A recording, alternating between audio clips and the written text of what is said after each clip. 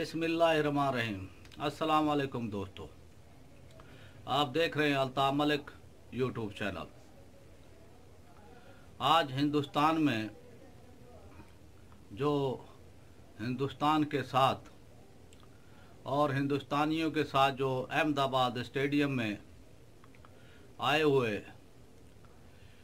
Indian officials, intelligence के एहलकार, खुफिया इदारों के एहलकार, वो तमाम को और पूरी इंडियन जो कि मोदी के मानने वाले, वो लोग जो आरएसएस के मानने वाले, उनके लिए आज का दिन हिंदुस्तान के लिए बदतरीन दिन था जब अहमदाबाद के स्टेडियम में ट्रंप ने, अमेरिकी सदर ट्रंप ने पाकिस्तान की तारीफ़ों के पुल बांध दिए। और जब ट्रंप पाकिस्तानी इक़दामात की, पाकिस्तान की तारीफ़ कर रहे थे, तो स्टेडियम में इंडियन ऑफिशियल को, जो कि अवाम नहीं थी और वो उनकी एजेंसियों के एहलकार थे, सिक्योरिटी इदारों के एहलकार थे, उनको लाया गया था अवाम के रूम में और उन तमाम की स्कैनिंग की गई थी पहले, हत्ता कि उनके शनाख्ती कार्ड भी चेक किए गए थे। तो आज जब ट्रंप ने अहमदाबाद के स्टेडियम में खिताब किया तो उन्होंने पाकिस्तान की तारीफ़ की और कहा कि पाकिस्तान ने दहशतगर्दी के ख़िलाफ़ जंग को कामयाबी से जीता है और पाकिस्तान ने ऐसे इक़दामात किए हैं कि खित्ते में अमन हो और पाकिस्तान अमन चाहता है। तो उस वक्त जो लोग स्टेडियम में बैठे हुए थे, उनको ऐसा महसूस हुआ, दिखने में ऐसा महसूस हो रहा था कि उनकी माँ मर गई है।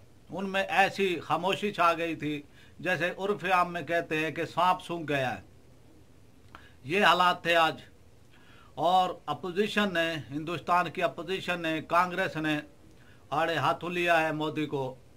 और आज का दिन मोदी के लिए बहुत ही भयानक दिन था।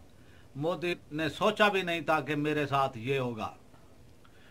वो ट्रंप ने पाकिस्तान की तारीफ़ क्यों की, पाकिस्तान के तारीफ़ी कलमात क्यों अदा किए पाकिस्तान के लिए, वो 29 फरवरी जो आने वाली है, एक तारीख़ी मुआहदा होने जा रहा है अमेरिका और अफ़गान तालिबान के दरमियान। अमेरिका अफ़गानिस्तान से निकल जाएगा और ये मुआहदा तालिबान से हो रहा है। और दूसरा ये कि अफ़गानिस्तान में जो इंट्रा अफ़गानिस्तान वो डायलॉग होंगे बाद में, तो इसको भी मद्देनज़र रखकर डोनाल्ड ट्रंप ने पाकिस्तान की तारीफ़ की है और आलमी सतह पर भी पाकिस्तान का वक़ार बुलंद हुआ है और पाकिस्तान का इमेज बहुत अच्छा गया है। जो पाकिस्तान ने दहशतगर्दी के ख़िलाफ़ इक़दामात उठाए हैं और कश्मीर के अंदर जो मोदी की हुकूमत 6 महीने से अब ऊपर होने वाले हैं, ऊपर हो गए हैं, मुसलसल वो कर्फ्यू है, मुसलसल आज तक तारीख़ में ना सुना हमने ना देखा। आज तक मुसलसल कश्मीर के अंदर 6 महीने से ज़्यादा हो गए हैं, वो कर्फ्यू के हालात हैं।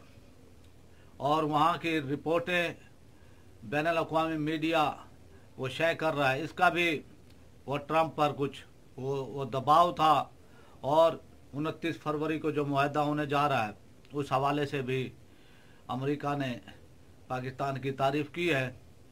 बहरहाल जो भी हो, जैसे भी हो, जैसे आज मोदी उसके हवारियों के लिए, हिंदुस्तान के लिए आज का दिन उनकी तारीख़ी बेइज्जती का दिन था और उनका ये ट्रंप का आना और दिल्ली जो उनका दारुल हुकूमत है वहाँ पर ये प्रोग्राम ना रखना, वो इसलिए कि वहाँ पर बहुत हालात ख़राब हैं और इस वक्त भी मुसलमानों पर हिंदू गुंडे, खासकर आरएसएस के, वो मुसलमानों पर हमले कर रहे हैं और 4 अफराद हलाक भी हुए हैं।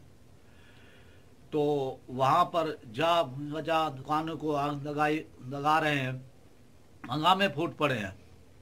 ये एक ऐसी बदइंतज़ामी और ट्रंप के दौरा हिंदुस्तान में हुई है कि हिंदुस्तान इसको कई अरसे याद रखेगा।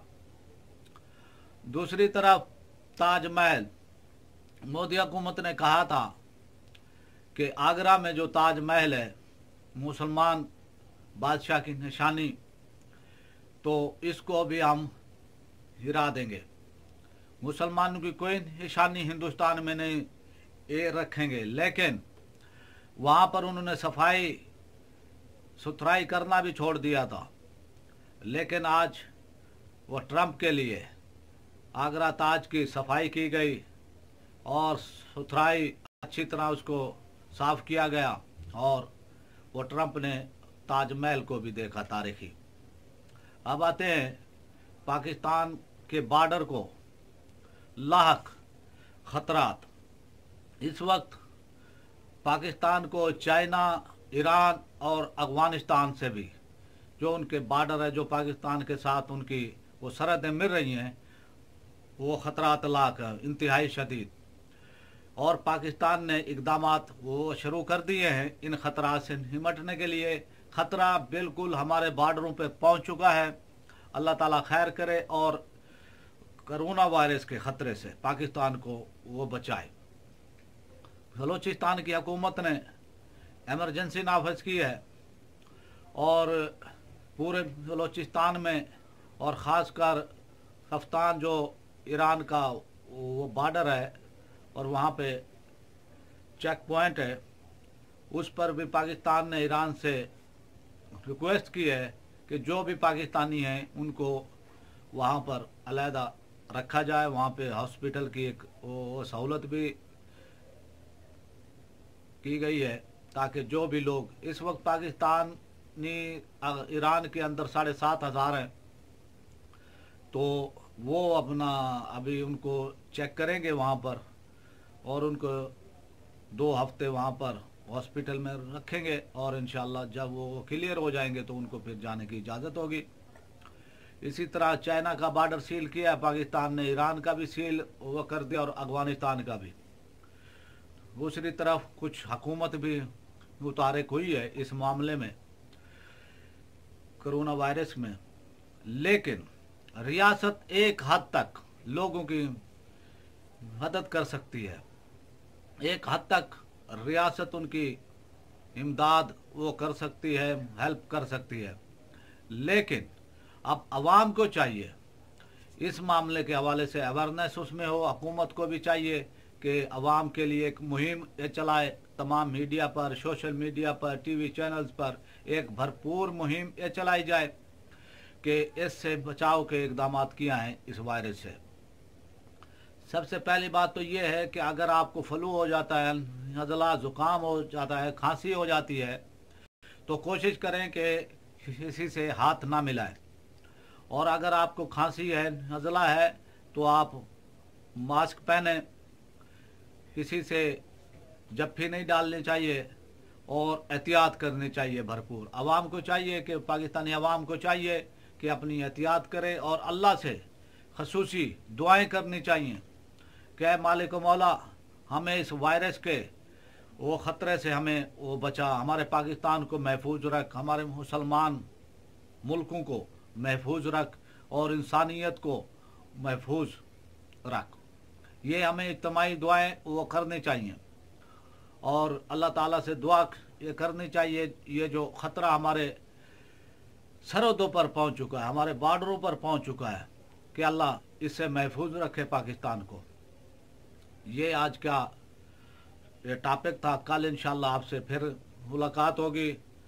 आपसे इजाज़त चाहने से पहले आपसे छोटी सी रिक्वेस्ट, आप मेरे चैनल को सब्सक्राइब करें, बेल आइकन को प्रेस कर दें। वीडियो अगर पसंद आए तो इसको लाइक, कमेंट्स और शेयर लाजमी करें। पाकिस्तान जिंदाबाद।